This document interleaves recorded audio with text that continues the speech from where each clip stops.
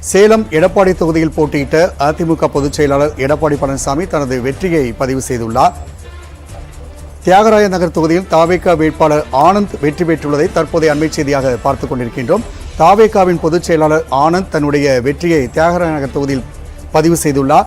எடப்பாடி தொகுதியில் அதிமுக பொதுச் செயலர் எடப்பாடி பழனிசாமி தன்னுடைய வெற்றியை பதிவு செய்துள்ளதை தற்போதைய அண்மை செய்தியாக பார்த்துக் கொண்டிருக்கின்றோம். சேலம் எடப்பாடி தொகுதியில் போட்டியிட்ட அதிமுக பொதுச் செயலாளர் எடப்பாடி பழனிசாமி தனது வெற்றியை பதிவு செய்துள்ளார்.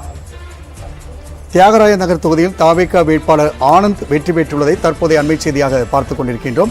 தாவேகாவின் பொதுச் செயலாளர் ஆனந்த் தன்னுடைய வெற்றியை தியாகராய நகர் தொகுதியில் பதிவு செய்துள்ளார். எடப்பாடி தொகுதியில் அதிமுக பொதுச் செயலர் எடப்பாடி பழனிசாமி தன்னுடைய வெற்றியை பதிவு செய்துள்ளதை தற்போதைய அண்மை செய்தியாக பார்த்துக் கொண்டிருக்கின்றோம். சேலம் எடப்பாடி தொகுதியில் போட்டியிட்ட அதிமுக பொதுச் செயலாளர் எடப்பாடி பழனிசாமி தனது வெற்றியை பதிவு செய்துள்ளார். தியாகராய நகர் தொகுதியில் தாவேகா வேட்பாளர் ஆனந்த் வெற்றி பெற்றுள்ளதை தற்போதைய அண்மை செய்தியாக பார்த்துக் கொண்டிருக்கின்றோம். தாவேகாவின் பொதுச் செயலாளர் ஆனந்த் தன்னுடைய வெற்றியை தியாகராய நகர் தொகுதியில் பதிவு செய்துள்ளார்.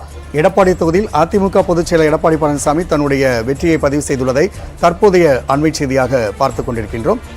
சேலம் எடப்பாடி தொகுதியில் போட்டியிட்ட அதிமுக பொதுச் செயலாளர் எடப்பாடி பழனிசாமி தனது வெற்றியை பதிவு செய்துள்ளார்.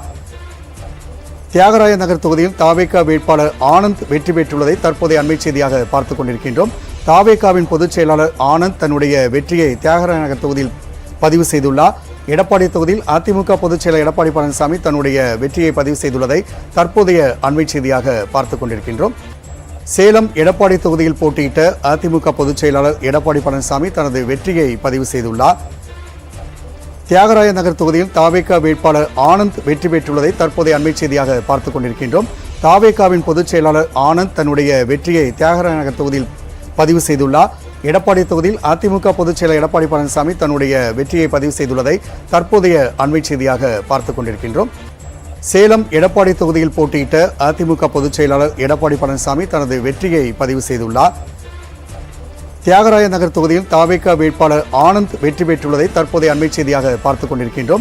தாவேகாவின் பொதுச் செயலாளர் ஆனந்த் தன்னுடைய வெற்றியை தியாகராய நகர் தொகுதியில் பதிவு செய்துள்ளார். எடப்பாடி தொகுதியில் அதிமுக பொதுச் செயலர் எடப்பாடி பழனிசாமி தன்னுடைய வெற்றியை பதிவு செய்துள்ளதை தற்போதைய அண்மை செய்தியாக பார்த்துக் கொண்டிருக்கின்றோம். சேலம் எடப்பாடி தொகுதியில் போட்டியிட்ட அதிமுக பொதுச் செயலாளர் எடப்பாடி பழனிசாமி தனது வெற்றியை பதிவு செய்துள்ளார். தியாகராய நகர் தொகுதியில் தாவேகா வேட்பாளர் ஆனந்த் வெற்றி பெற்றுள்ளதை தற்போதைய அண்மை செய்தியாக பார்த்துக் கொண்டிருக்கின்றோம். தாவேகாவின் பொதுச் செயலாளர் ஆனந்த் தன்னுடைய வெற்றியை தியாகராய நகர் தொகுதியில் பதிவு செய்துள்ளார். எடப்பாடி தொகுதியில் அதிமுக பொதுச் செயலர் எடப்பாடி பழனிசாமி தன்னுடைய வெற்றியை பதிவு செய்துள்ளதை தற்போதைய அண்மை செய்தியாக பார்த்துக் கொண்டிருக்கின்றோம்.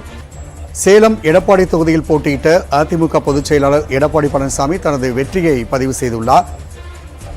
தியாகராய நகர் தொகுதியில் தாவேகா வேட்பாளர் ஆனந்த் வெற்றி பெற்றுள்ளதை தற்போதைய அண்மை செய்தியாக பார்த்துக் கொண்டிருக்கின்றோம்.